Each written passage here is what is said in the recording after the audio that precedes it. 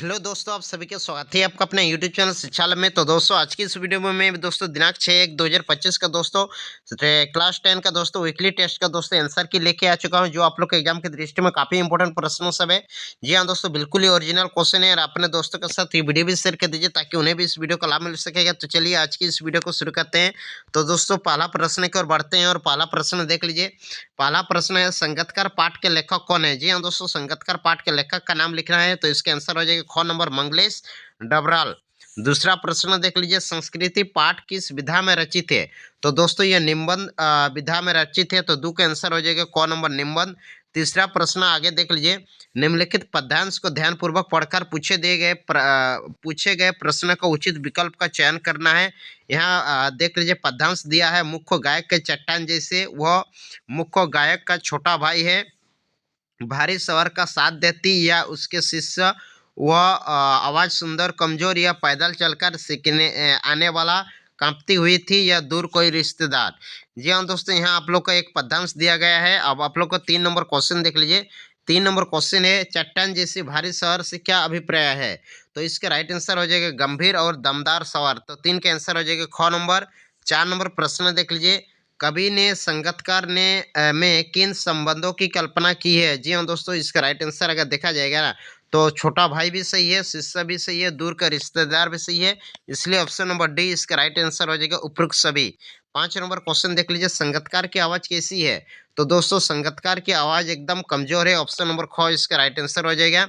Next 6 number question देख लीजिए, संगीतकार किसका प्रतीक है? तो दोस्तों संगीतकार दोस्तों किसी की सफलता में निस्वार्थ सहयोग करने की भावना का प्रतीक है। आगे दोस्तों एक गद्यांश दिया गया है, निम्नलिखित गद्यांश को ध्यानपूर्वक पढ़कर पूछे गए प्रश्न का उचित विकल्प का चयन करना है। यहाँ एक गद्यांश दिया गया है, इस गद्यांश में क्या कर रहा है यहाँ देख लीजिए, जिस योग्यता प्रवृत्ति अथवा प्रेरणा के बल पर आग का सुई धागे का आविष्कार हुआ है वह है व्यक्ति विशेष की संस्कृति, और उस संस्कृति के द्वारा जो आविष्कार हुआ है, जो चीज उसने अपने तथा दूसरे के लिए अस्वीकृत की है उसका नाम है सभ्यता। जिस व्यक्ति में पहली चीज जितनी अधिक है वह जैसी परिष्कृत मात्रा में होगी, वह व्यक्ति उतना ही अधिक वह वैसे ही परिष्कृत आविष्कारता होगी। तो 7 नंबर क्वेश्चन देख लीजिए, लेखक के अनुसार जीवन में किसका विशेष महत्व है? तो दोस्तों योग्यता का भी महत्व है, प्रेरणा का भी, प्रवृत्ति का भी महत्व है। इसलिए ऑप्शन नंबर घ इसका राइट आंसर होगा उपयुक्त सभी। 8वां प्रश्न, संस्कृति द्वारा जो आविष्कार होता है उसे क्या कहा जाता है? तो उसे दोस्तों हम लोग सभ्यता कहते हैं। ऑप्शन नंबर ग इसका राइट आंसर हो जाएगा। 9 नंबर क्वेश्चन देख लीजिए, जिस योग्यता प्रवृत्ति अथवा प्रेरणा के बल पर आग का व सुई धागे का आविष्कार हुआ है वो क्या है? तो इसका आंसर हो जाएगा विशेष व्यक्ति की संस्कृति होगा। 10 नंबर क्वेश्चन देख लीजिए, आविष्कर्ता का क्या अर्थ है? तो इसका राइट आंसर हो जाएगा ग नंबर आविष्कार करने वाला। तो दोस्तों ऑब्जेक्टिव का आंसर मैंने बता दिया। आगे बढ़ने से पहले दोस्तों अभी चैनल को सब्सक्राइब नहीं किया है तो सब्सक्राइब कर लीजिए।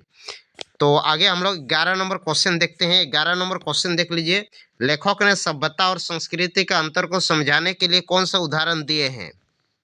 दोस्तों 11 का उत्तर देख लीजिए, लेखक ने सभ्यता और संस्कृति का अंतर को समझाने के लिए निम्नलिखित उदाहरण दिए हैं। पहला उदाहरण देख लीजिए, आग और सुई धागे की खोज।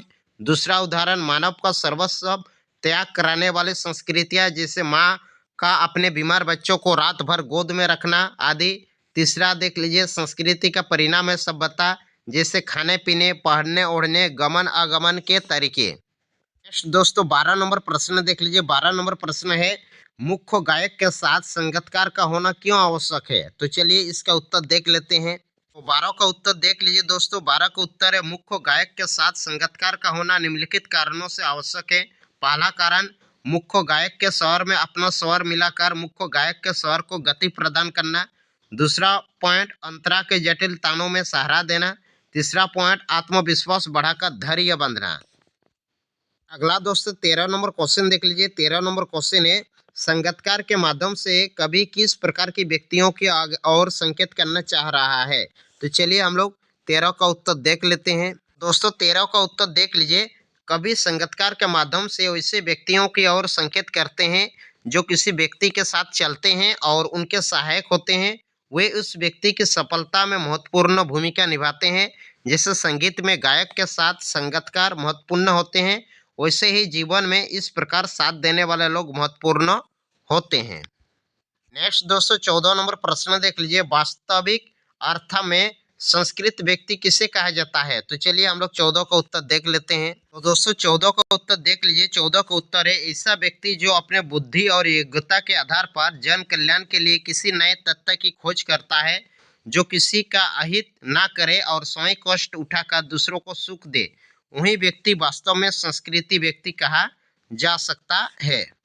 नेक्स्ट दोस्तों 15 नंबर प्रश्न देख लीजिए। 15 नंबर प्रश्न है, मुख्य चुनाव आयुक्त की ओर से 40 शब्दों का एक विज्ञापन तैयार करना है, जिसका विषय है मतदान, प्रत्येक नागरिक का अधिकार और कर्तव्य। तो चलिए हम लोग इसका एक विज्ञापन देखते हैं। दोस्तों 15 का उत्तर देख लीजिए। 15 का उत्तर आप लोग बिल्कुल इस प्रकार से बना लीजिएगा। साधारण से अपील किया जाता है कि सशक्त लोकतंत्र के निर्माण हेतु अपना मतदान अवश्य करें। मतदान आपका अधिकार और सबसे पहले मतदान, उसके बाद दूसरा काम। ये थोड़ा आप लोग को स्लोगन लिखना है नीचे। उसके बाद इस प्रकार से आप लोग को बॉर्डर बनाना है, जैसे आप लोग को विज्ञापन लिखना मैंने आप लोग को बताया था, इस प्रकार से आप लोग को विज्ञापन का बॉर्डर बनाना है। और उसके नीचे लिखना है, अपने मताधिकार का प्रयोग अवश्य करें और आसपास के लोगों को भी मतदान के लिए जागरूक करें। संपर्क BLO, फिर लिख लीजिएगा नीचे मुख्य चुनाव आयुक्त। इस प्रकार से आप लोग एक मतदान के लिए एक आप लोग क्या कर लीजिएगा, विज्ञापन तैयार कर लीजिएगा। अगला दोस्तों लास्ट क्वेश्चन देख लीजिए। हाँ 16 नंबर प्रश्न देख लीजिए, अपने मित्रों को नववर्ष की शुभकामना देने हेतु लगभग 40 शब्दों में बधाई संदेश लिखिए।